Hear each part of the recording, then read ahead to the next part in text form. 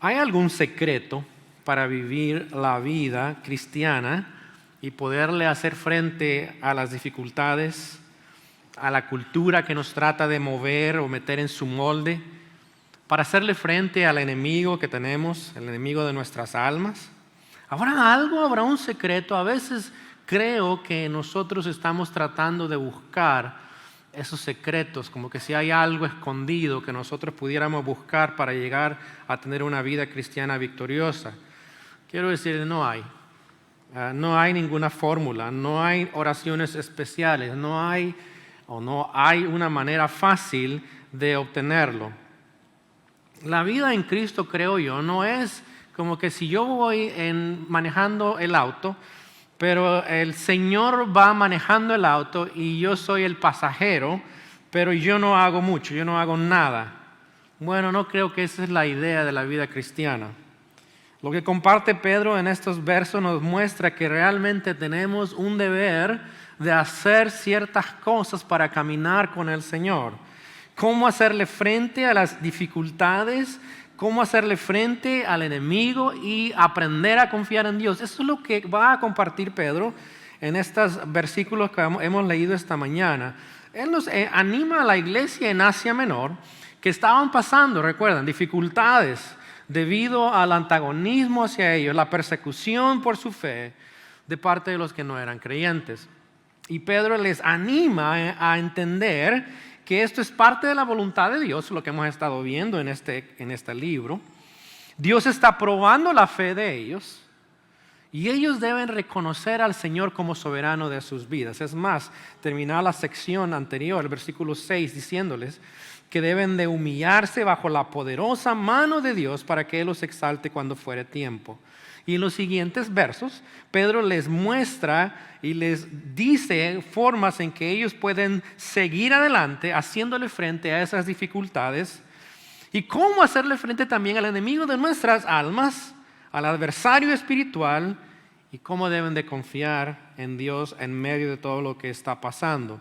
Estas verdades son para nosotros también, que miramos en este libro. Y vamos a mirar cómo Dios nos ayuda a nosotros a vivir esta vida victoriosa y hacerle frente a estas dificultades que van a venir a nuestras vidas y las dificultades en frente al enemigo que tenemos. Primero, miremos que Pedro les dice que ellos deben de echar toda su ansiedad sobre Él, sobre Dios.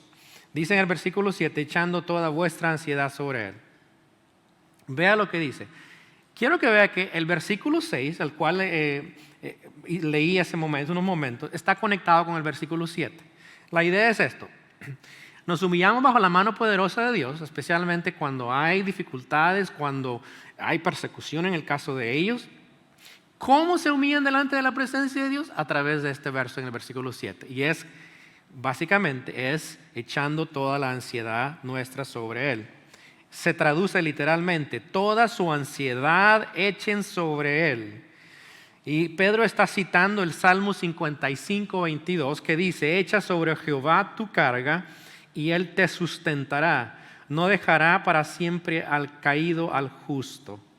Esa es la idea. Recuerden, estos hermanos estaban pasando por este tiempo de persecución.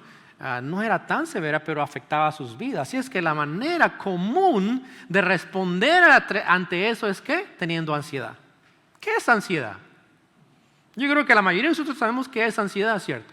¿Qué es ansiedad? Es un sentimiento común asociado con pensamientos de preocupación y con cambios fisiológicos como latidos del corazón más rápido. ¿Han experimentado eso antes?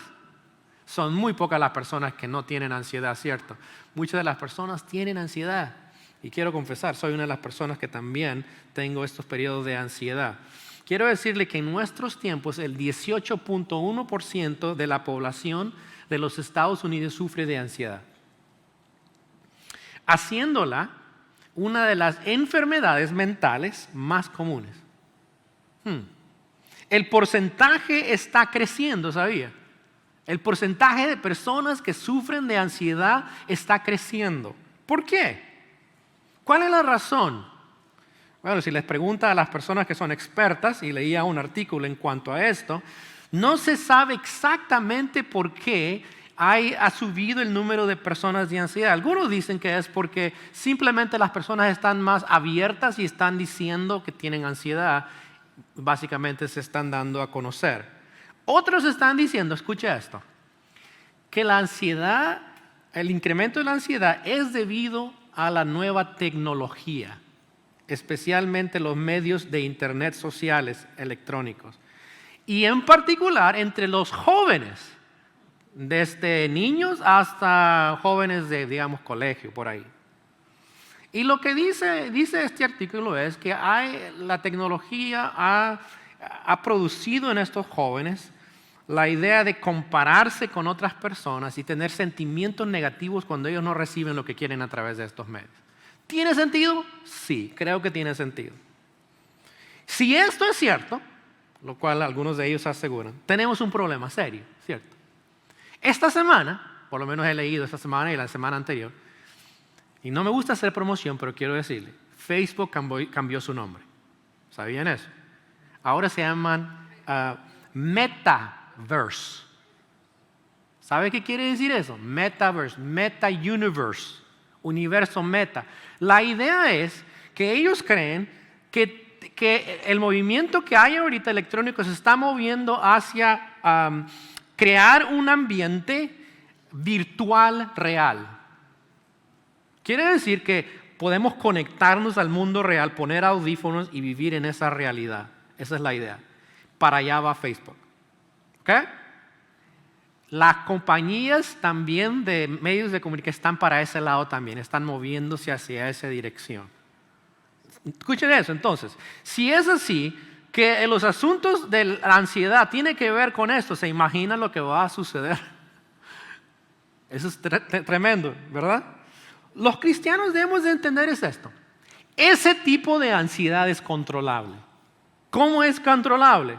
Porque viene de nuestras decisiones cuando nosotros participamos de ello. Si usted no está participando, no va a tener esa ansiedad. Pero es para nosotros fácil decirlo, pero muchos de ustedes luchan con esas cosas en la casa.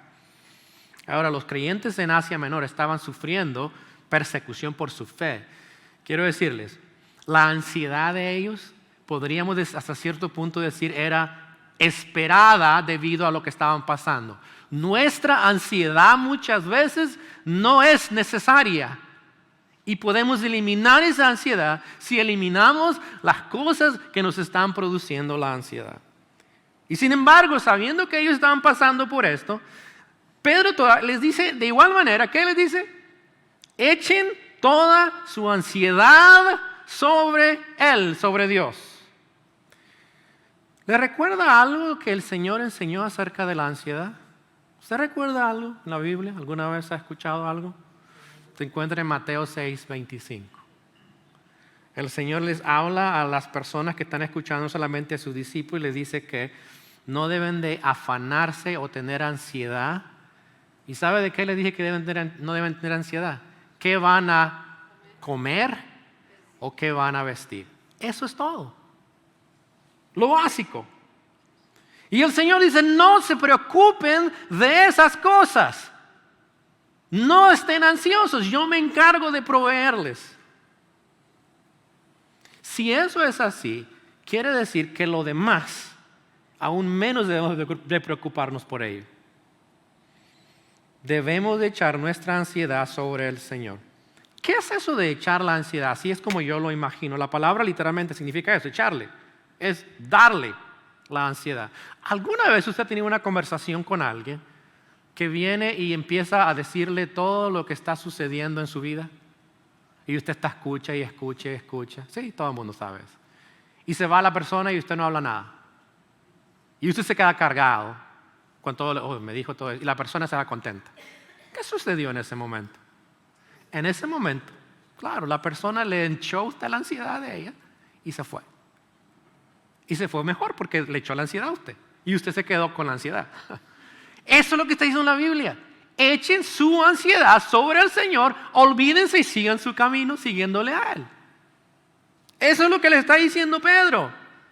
Quiero decirle esto, recuerda, está conectado con el versículo anterior. Humíllense bajo la presencia de Dios ¿Cómo lo hacen? No mostrando ansiedad, sino dando la ansiedad al Señor. Si no hacemos eso, ¿qué estamos diciendo? Que yo soy suficiente, yo tengo que tener esto y es necesario tener esta ansiedad por X razón. Estoy diciendo que yo no estoy dispuesto a someterme a la voluntad de Dios. Estoy diciendo que yo no quiero ser humilde. Soy orgulloso. Suena raro, ¿cierto? Pero el orgullo se manifiesta siendo yo ansioso por las cosas que están pasando en mi vida.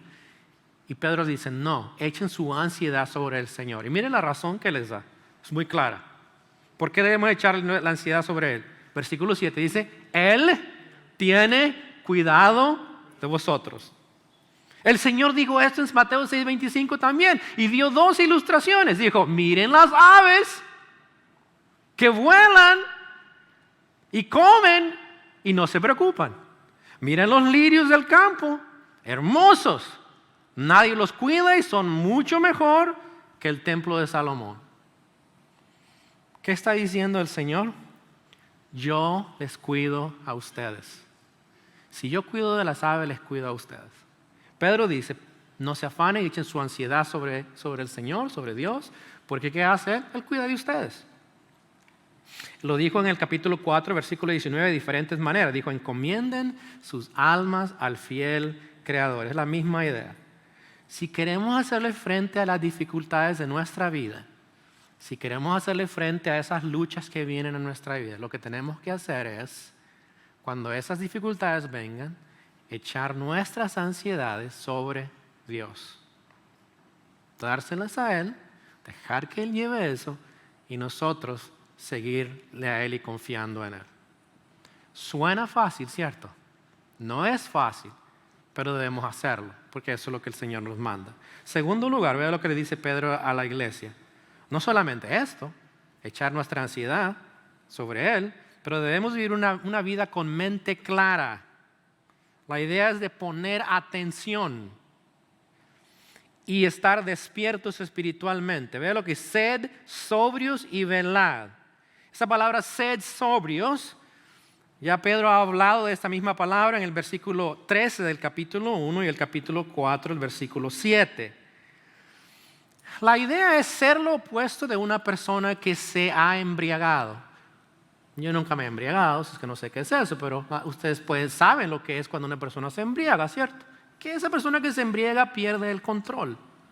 No está alerta, no está atento a las cosas que está pasando. Y lo que dice es, ustedes deben ser sobrios, una mente clara, alerta y controlada. Eso es lo que deben de tener ustedes. Pero ¿por qué tener esta mente clara y controlada? Bueno, tenemos que estar alertas a lo que está pasando espiritualmente en nuestro alrededor. Tenemos que darnos cuenta qué es lo que está pasando alrededor nuestro en el aspecto espiritual. Y nuestro deber es asegurarnos que estamos viviendo alertas, haciendo lo que agrada a Dios y no dejándonos llevar o estar dormidos básicamente y no hacer lo que Dios quiere. Miren lo que dice Primera de Tesalonicenses 5:8. Dice, pero nosotros, los creyentes, que somos del día. La Escritura usa a menudo la comparación de día y noche para las personas que siguen a Cristo. Están en el día, las personas que no conocen a Cristo están en la noche, en la oscuridad espiritual. Dice, seamos sobrios, ahí está la palabra. Alertas, habiéndonos vestido con la coraza de la fe y de amor y con la esperanza de salvación como yelmo. Pablo está diciendo y ustedes tienen que actuar como personas que están alertas y le dice cómo deben de estar vestidos con fe, amor y esperanza. Pero vea que también dice Pedro, no solamente estar con una mente clara, alerta y controlada, pero dice y velad, estad despiertos espiritualmente. Esto quiere decir, muy similar a lo que estamos hablando, es estar simplemente conscientes espiritualmente. Y esto no es automático. ¿Sabe? Una de las maneras para hacerlo es mantenernos en oración, orando. En el capítulo 4, el versículo 7, Pedro ya ha dicho sobre esta idea de mantenerse alerta y lo conecta con la oración. La manera de estar vigilando espiritualmente es orando. Quiero decirle que eso es lo que veo en la Escritura. Y vea también que esto es lo que el Señor dijo. En Lucas 22:46 les dijo a sus discípulos, ¿por qué dormís? ¿Se acuerdan de esa escena? Él está orando y les dice, oren conmigo, pero él se va adelante, va orando antes de que lo llevaran a él prisionero. Y vino y los encontró, ¿qué estaban haciendo? Literalmente dormidos. Y el Señor le dice, ¿por qué dormís? Suena raro eso. Pero mira lo que dice, levantaos y orad para que no entréis en tentación. ¿Sabe lo que iba a pasar, cierto? Usted sabe qué pasó en ese evento. ¿Por qué tenían ellos que estar velando para no entrar en tentación? ¿Qué prueba tenían ellos que venía a ellos? ¿Se acuerdan? Cuando el Señor dijo, tengo que morir, tengo que ir a la cruz, ¿qué dijeron ellos? Y me van a llevar prisionero y me van a matar. Ellos dijeron, no te vamos a dejar. Todos vamos a pelear por ti. Vamos a hacerle frente. Y el Señor les dijo, no. Cuando me lleven a mí, ustedes van a salir. Las ovejas, recuerden que no son muy inteligentes, se van a ir. Van a salir corriendo. ¿Qué sucedió? Eso sucedió. En ese momento le decía, oren, porque si oran van a hacerle frente a la tentación. Y ellos dicen, están dormidos, literalmente. Vean lo que les dice también en otro texto, en el capítulo 14 de San Marcos, versículo 38. Dice, velad, ahí está la palabra, velad y orad, vigilen, oren, para que no entréis en tentación. El espíritu, ¿qué dice? A la verdad está dispuesto. El espíritu quiere, muchas veces, pero dice que la carne es débil, cuerpo, la humanidad nuestra es débil. Lo demostraron ellos. Pusieron a orar, se pusieron a dormir. Sus cuerpos pudieron más que su espíritu. Y el Señor les dice, mire, así que no habéis podido velar conmigo una hora. Creo que la mayoría de nosotros no podemos ni queremos orar una hora. Creo que la mayoría de nosotros operamos según nuestra carne, lo que quiere nuestra carne, lo que nuestras habilidades pueden hacer, lo que nuestras fuerzas pueden hacer, pero no confiamos en el Señor. ¿Cómo lo hacemos? No oramos. Y si el reto es una hora del Señor, estamos en problemas, ¿cierto? La mayoría de nosotros, 5 minutos, si acaso 10 minutos, si acaso 15 minutos. Tiene que ser deprisa todo, porque nosotros creemos que podemos hacerlo. El Señor dice, no. Ustedes, si van a estar alerta espiritualmente, necesitan orar. Parte de lo que estamos haciendo como iglesia es tener un tiempo de oración entre semana. Oramos una hora, hemos comenzado a hacerlo a través de Zoom y eventualmente lo haremos en la iglesia. Una hora, y la mayoría del tiempo, ¿sabe qué hacemos? Oramos. No hablamos mucho. Oramos una hora juntos. Eso es bueno. Eso es una buena práctica para aprender juntos a orar una hora. Tenemos vigilias de oración, ¿sabe? Y nos reunimos generalmente por 4 horas. Por lo menos 3 de esas 4 horas estamos orando.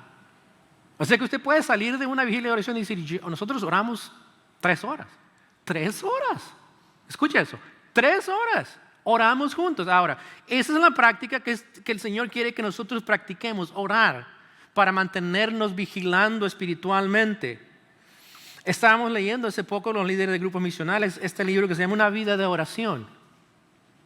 Increíblemente buenísimo, aprendimos mucho sobre la oración. Eso es parte de mantenernos vigilantes. La mayoría de lo que lo leímos puede decirle, oh, wow, hay muchas cosas que podemos compartir con usted lo que aprendimos. Tenemos algunas copias disponibles en la mesa de atrás. Si usted quiere comprar uno por $5, costos reducidos, generalmente son más caros, obviamente. Llévese una copia. En inglés se llama Life of Prayer. Okay? Life of Prayer de Paul E. Miller.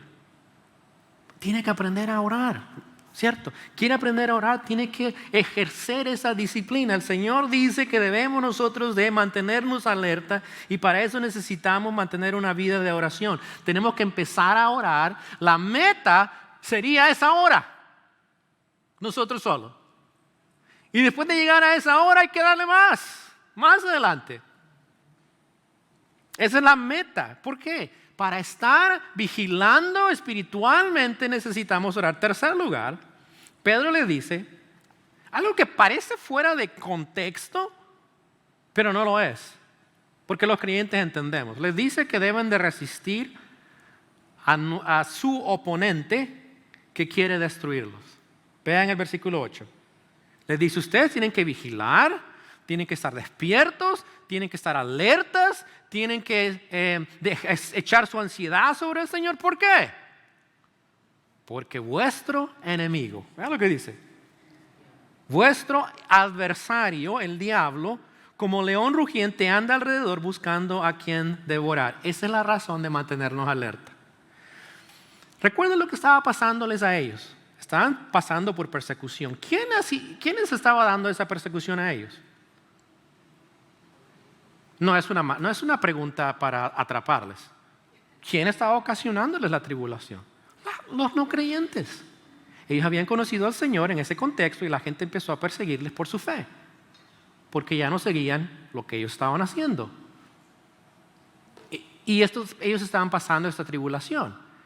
Literalmente eran ellos que estaban causando el problema, pero Pedro hace algo muy importante aquí y les dice, momento, hay más de lo que está pasando en el medio de ustedes. ¿Qué es lo que está pasando? El verdadero enemigo no son las personas. Quiero decirte, las personas que se oponen al Evangelio no es el verdadero oponente. El verdadero oponente es el diablo. Pablo lo dijo también en otro texto, ¿cierto? En Efesios 6:12 dice, no tenemos lucha contra sangre y carne, sino contra principados. Están personas príncipes, está hablando de seres espirituales, contra potestades, poderes, contra los gobernantes de las tinieblas de este siglo, contra huestes espirituales de maldad en las regiones celestes. Está hablando toda una jerarquía espiritual que está dirigida por Satanás para llevar a cabo la destrucción de la gente, especialmente los que son hijos de Dios. Mire cómo lo describe al enemigo. Primero dice, es vuestro adversario. ¿Qué es adversario? Es alguien que se opone. Tu contrincante principal, ¿sabe quién es? No es tu esposa, no es tu esposo, no son tus hijos. ¿Sabe quién es tu contrincante principal? El adversario, el adversario. Él es el que se opone a que tú sigas al Señor. Él es el que se opone que tú no hagas lo que Dios quiere. Y luego dice el diablo. La idea del diablo se traduce, es calumniador. Calumnia a los hijos de Dios delante de Dios. Míralo en el libro de Job. Y vino a presentarse a calumniar a Job. Y él estaba provocando a las personas en Asia Menor, los que no eran creyentes, para que ellos calumniaran en contra de los creyentes. Detrás de la gente estaba el calumniador, el diablo. Y vea también que dice, cómo él actúa, como león rugiente. Anda, esa palabra anda, está activo, buscando presas por todos lados. ¿Para qué? Para devorarlos. Él ruge con sus artimañas. En el caso de los hermanos de Asia, usó la persecución para intimidarles. Estaba usando esto ¿para qué? Como león rugiente, tratar de desviarles del camino del Señor y darse por vencido y no seguirle al Señor. De esa manera él triunfaba. Él triunfa cuando el creyente cae y no sigue en su fe, sino que vive en su carne y sigue el camino del mundo. Eso era el peligro para los creyentes en Asia Menor. Y la cultura ponía mucha presión para que no siguieran a Cristo. Obviamente las consecuencias que ellos experimentarían si no hacían caso a la cultura, era mucho más severa que lo que nosotros podemos experimentar. Y sin embargo, quiero decirle, el tiempo que estamos pasando hoy día, a nivel mundial como creyentes, creo que estamos viviendo aún más acobardados que los creyentes de Asia Menor. Quizás usted no esté de acuerdo, me está bien. Por lo que puedo ver en los años que llevo de ser creyente, es que vivimos en tiempos donde somos más cobardes aún con nuestra fe. Y le voy a decir algo más, que quizás usted también nos va a decir, no estoy seguro, pero yo lo creo así. En este tiempo que estamos pasando con el COVID, con esta pandemia, como quiera llamarlo, Satanás está actuando a través de eso. Ahora, si usted dice, no creo, necesita hacer un estudio sobre cómo opera Satanás. ¿Sabe? Él no usa métodos muy nuevos. Él usa los mismos métodos. ¿Qué método usó para los creyentes en Asia Menor? El temor. Y a través de la persecución. Si las personas son perseguidas por su fe, obviamente Él está empujando para que ellos nieguen la fe y no sigan. Eso es lo que está tratando de hacer, es muy obvio. En nuestros tiempos, ¿cómo lo hace Satanás? Bueno, este COVID que nos afectó mundialmente, a todos nos afecta a la iglesia también. ¿Y sabe qué ha hecho eso? Nos ha acobardado a todos. Literalmente Satanás está rugiendo a través de esto y está tratando de intimidarnos a nosotros y decirle, no pueden ustedes relacionarse más. No, quédense en casa. No pueden. Porque les puede dar el COVID, se pueden morir, se van al cielo. No les dice eso. ¿Sí ve? Si usted dice eso, se acabó pues qué bueno, voy al cielo. No. Pensamos, es que yo no quiero morirme. Y Satanás mete ese temor en nosotros, yo no quiero morirme. Yo soy muy joven. Yo tengo 51 años, ¿cómo? No puedo dejar a mi familia solo. La ansiedad se apodera de mí y me dice, tú no puedes hacerlo. Tienes que tener esa ansiedad. Y mejor mantente lejitos de toda la gente. Eso es una buena estrategia, quiero decirle, de Satanás. Porque la iglesia va a estar paralizada bajo el temor. Eso es lo que yo pienso. Usted puede estar en desacuerdo conmigo. Pero quiero decirle, Satanás no es tonto. Sabe lo que está pasando en nuestro mundo mejor que nosotros. Y quiero que sepa, como le dice Pedro, Él está detrás de la escena como león rugiente, está andando y tiene un buen equipo buscando a quien devorar. Es tremendo, ¿verdad? Usted dice, no hay nada que hacer. ¿Qué deben hacer los creyentes ante este diablo? Está hablando del diablo, no, alguien más. Es cómico. Versículo 9. Fíjese, al cual ¿qué? Resistir firmes en la fe. ¿Qué hay que hacer ante este enemigo? ¿Qué dice la Escritura? Resistir. ¿Sabe? Resistir, le está diciendo a los creyentes de Asia, ustedes tienen que resistir a este enemigo que está tratando de intimidarles, que quiere hacerles retroceder atrás, dejar el cristianismo y unirse otra vez a la culto. Y dice, no, ustedes resistan y permanezcan firmes en la fe. Y recuerden esa palabra resistir. Dios resiste ¿a quiénes? A los soberbios. Ese tipo de soberbia no queremos tenerla nosotros. No queremos estar resistiendo a Dios con nuestra soberbia. Pero sí podemos usar nuestra resistencia en contra del enemigo. Y la idea no es que seamos pasivos. Es resistir. Usted sabe qué es resistir. Él viene con todos sus rugidos y nosotros nos paramos firmes y le resistimos. Quiero decirle que aprendí algo sobre las avestruces. Totalmente fuera de lo pero le voy a explicar qué es lo que aprendí de las avestruces esta semana. No tiene nada que ver con ninguna clase que he tomado, simplemente aprendí algo de las avestruces. Y es que las avestruces cuando vienen, ¿usted ha visto las avestruces? Son grandísimas. Pueden atacarle y matarle, básicamente usted. Cuando ellas vienen rápidamente contra usted, lo que tiene que hacer, aprendí esto, 2 cosas. No correr, no salirles corriendo, Hay dos maneras de resistirlas. Una es deteniéndola del pescuezo, resistiéndola así. Y la otra manera es de extender su mano al nivel de su pico. Si es chaparrito, le costaría más. Y pone la mano. ¿Y sabe qué hace el avestruz? Se va. Le resiste. Qué bueno eso, ¿verdad? Esa es la idea. Viene Satanás. La idea no es estar pasivo. Tenemos que resistir lo que él viene a hacer. Mira lo que dice Pedro. En la fe.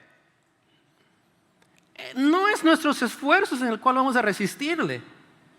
Vamos a resistirle estando alerta, orando, pero a la vez Pedro dice que es en la fe.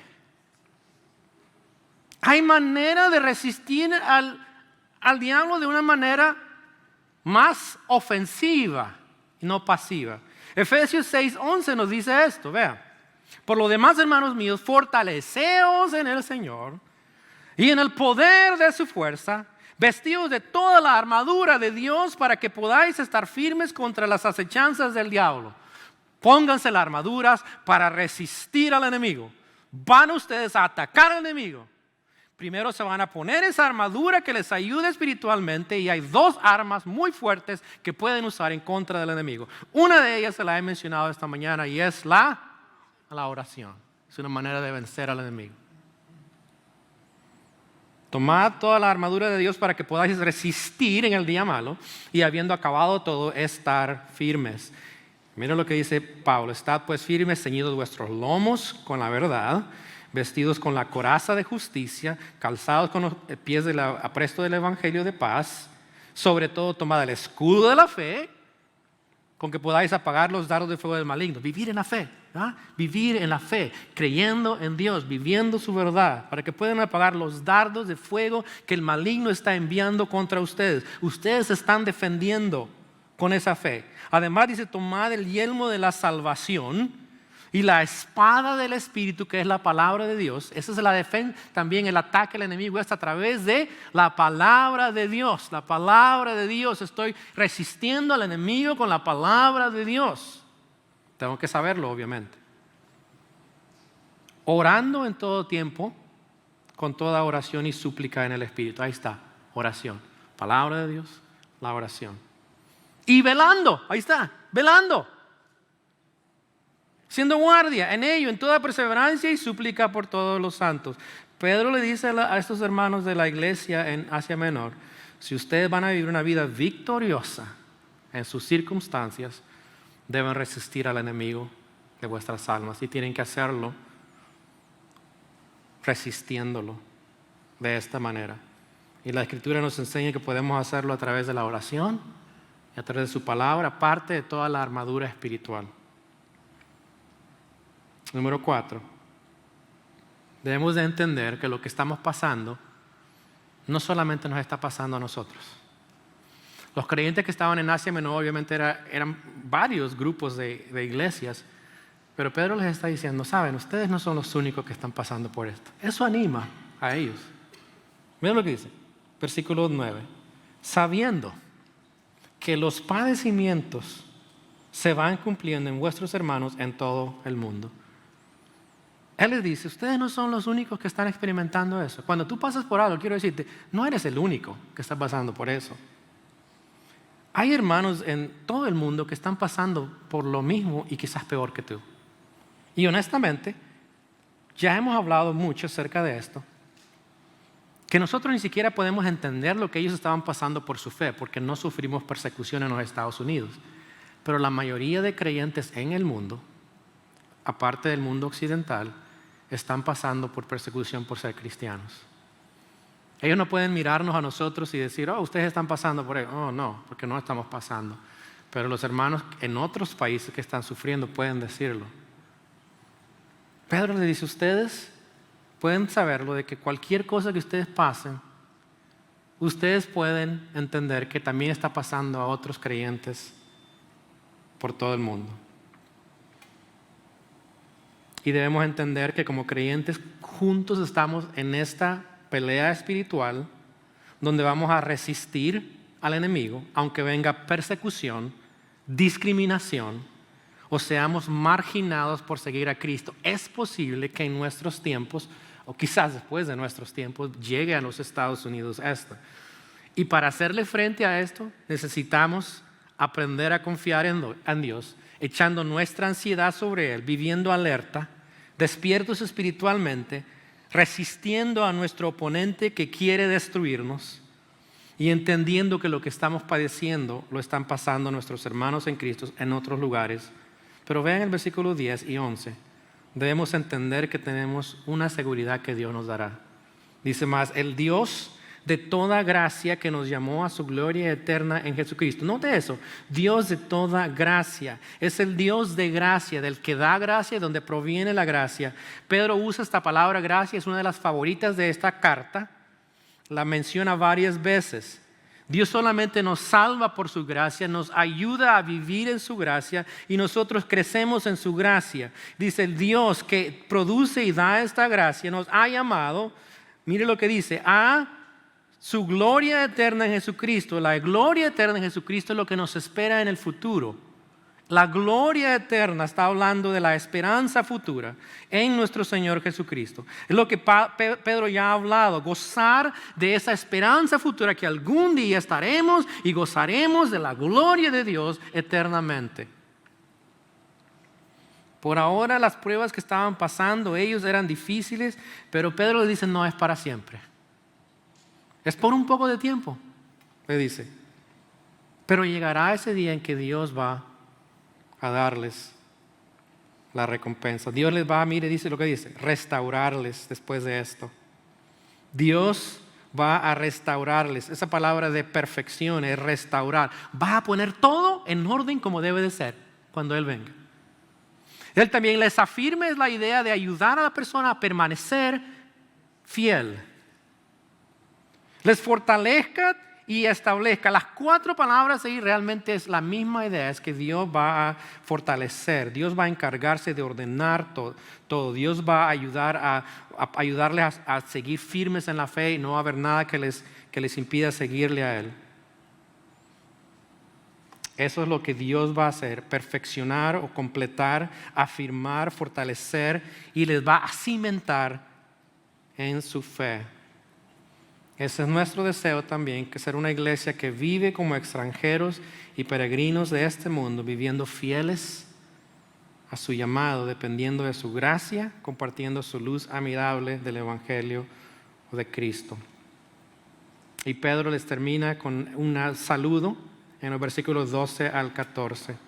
Vea, les dice, yo les he escrito brevemente, les dice, les he amonestado, les he testificado que lo que ustedes están viviendo y pasando muestra que han experimentado la verdadera gracia de Dios en la cual ustedes ahora están ahí.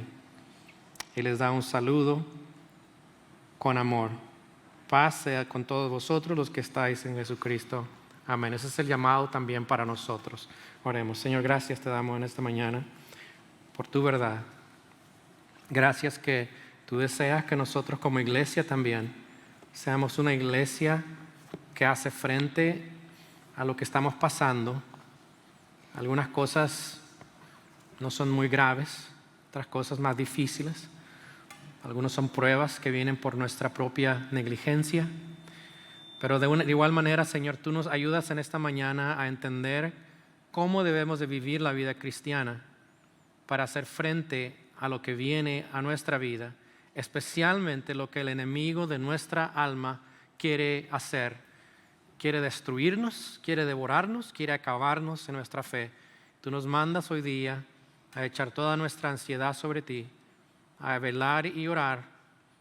Y Señor, a confiar que tú restaurarás todo a su debido tiempo y nos darás lo que necesitamos en la gloria para poder vivir una vida contigo para siempre. Gracias te damos en esta mañana. Ayúdanos a vivir esta verdad para la gloria tuya. En el nombre de Cristo. Amén.